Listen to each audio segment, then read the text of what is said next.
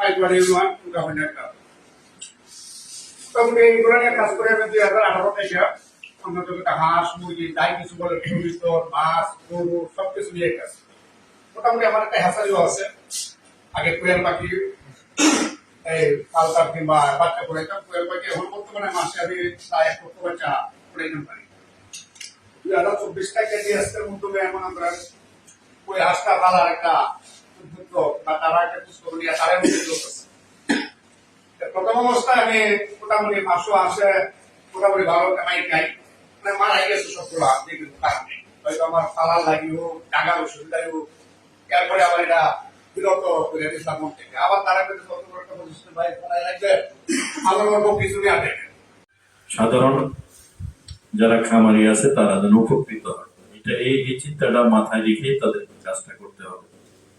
আমি অনেক ডিলার দেখছি, ডিলারদের ব্যাপারে হয়তো আমার একটু বিটার অভিজ্ঞতা আছে, সেটা হলো সবার ক্ষেত্রে না,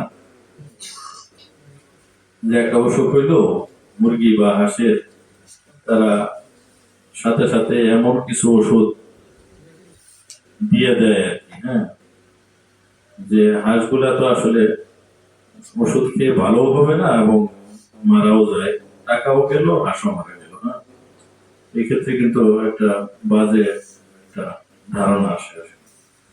সেই জন্য বলছি যে আমার মনে হয় যে যে ব্যবসাটা যার করা দরকার তাকে সেই ব্যবসাটাই করা উচিত না।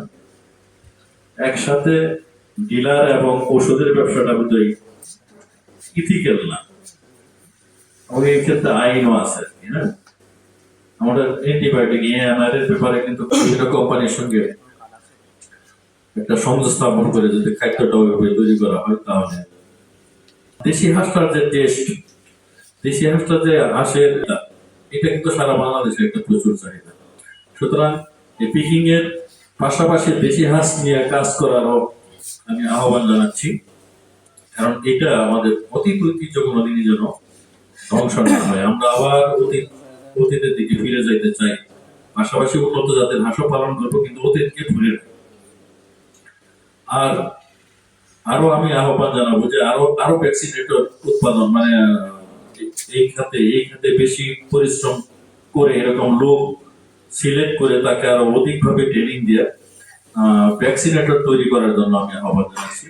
আর সকলকে আমরা আহ্বান জানাচ্ছি আমাদের প্রাণী সম্পদ বিভাগের যে অফিসগুলো আছে যে উপজেলায় তাদের সঙ্গে একটু যোগাযোগটা একটু বাড়ানো, তাতে আপনারা উপকৃত হবে, খামারিরা উপকৃত হবে। আর ডিলাররা যেন কোন অবস্থাতে প্রাণী সম্পদ ডিপার্টমেন্টকে মানে প্রতিদ্বন্দ্বী না ভাবেন আর কি। হ্যাঁ, যে আপনারা আমাদেরই সংগঠন, আপনারা আমাদের জন্য কাজ করতেছেন, কারণ সরকার তো সব দিক সামল করা কোনোভাবেই সম্ভব না। হ্যাঁ, সরকার শুধু আইন প্রয়োগ করবে, আইনের বাস্তবায়ন করবে। উৎপাদনের সঙ্গে সরাসরি জড়িত হবে বেসরকারি সংস্থা, এবং বেসরকারি সংস্থার একটা অংশ হিসেবে আপনারা কাজ করতেছেন না। সুতরাং আইনের মধ্যে থেকেই আপনারা সরকারকে সহযোগিতা করবেন, এই আশাবাদ ব্যক্ত করি। এবং এই এলাকার খামারিগণ যেন আরো বেশি লাভবান হয়, এই ব্যাপারে আমি ঊর্ধ্বতন কর্তৃপক্ষের যে সমস্ত প্রতিবন্ধকতা আছে আমি আমার ডিপার্টমেন্টের সর্বোচ্চ স্তরে আলাপ আলোচনা করবো।